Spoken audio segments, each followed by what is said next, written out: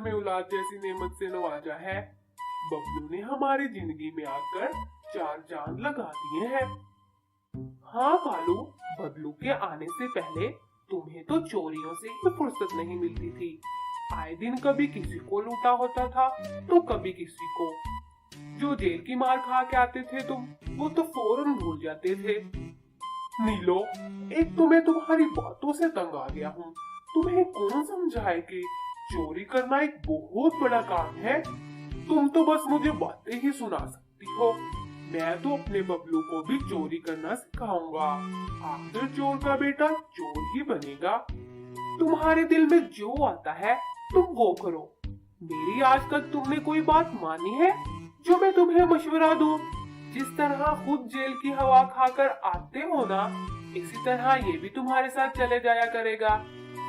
नीलो, मैं तुमसे मजीद बहस नहीं करना चाहता। मैं बबलू को बाहर लेकर जा रहा हूँ। और हाँ, हमारा इंतजार न करना, हमें थोड़ी देर भी हो सकती है। बबलू बेटा, आज मैं तुम्हें एक काम सिखाने जा रहा हूँ। बड़े होकर तुम वो ही काम करोगे। पापा, कौन सा काम? छोटे बच्चे तो स्कूल जाते हैं, जैसे चिड़िया आंटी का बेटा स्कूल जाता है।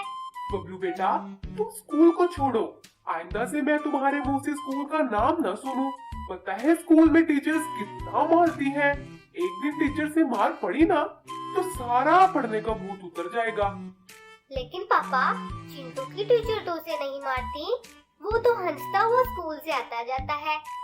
बेटा, उसकी मम्मा तो स्कूल जाते हुए चिंटू को पॉकेट मनी देकर भेजती है। और हमारे पास तो खाने के लिए कुछ नहीं होता, तो ये पॉकेट मनी कहाँ से आएगी?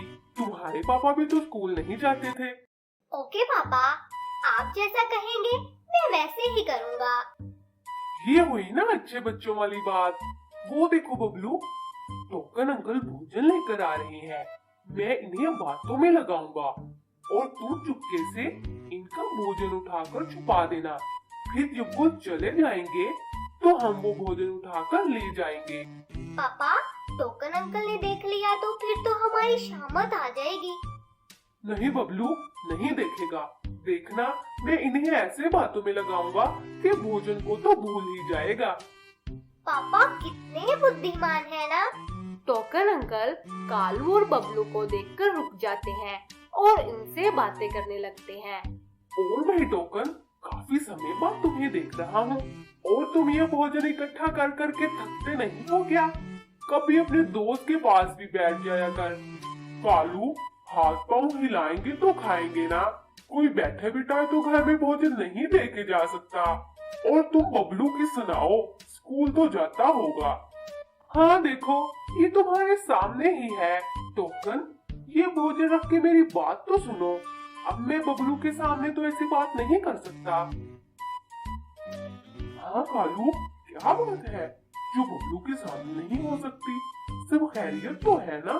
टोकन और कालू बातें कर ही रहे होते हैं कि बबलू जल्दी से भोजन उठाकर थोड़ा दूर एक बड़े दरख्त के पीछे छुपा देता है और तुरंत अपनी जगह पर वापस आ जाता है।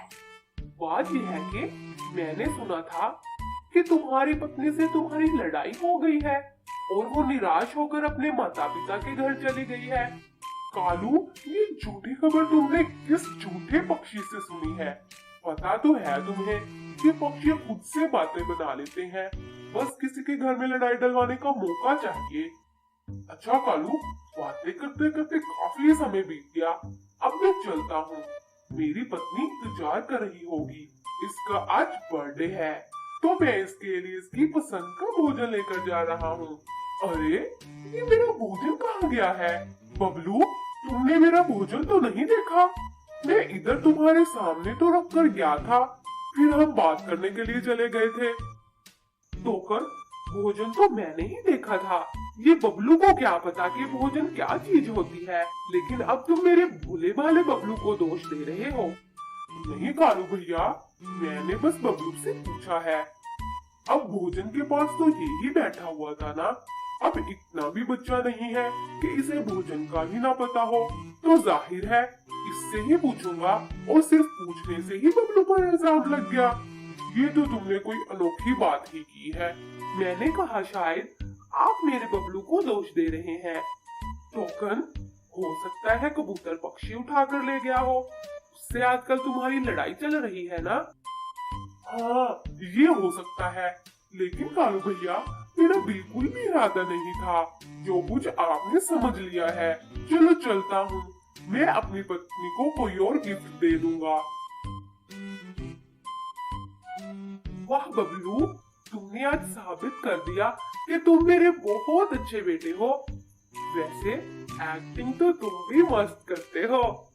पापा बस आप देखते जाएं, आगे आगे होता है क्या। देखा, आज थोड़ी सी चालाकी दिखाने से हमें इतना ज्यादा भोजन मिल गया है। कालू और बबलू ये बातें करते करते अपने घर की तरफ चल देते हैं। नीलो मामा, देखिए आज हम भोजन लेकर आए हैं।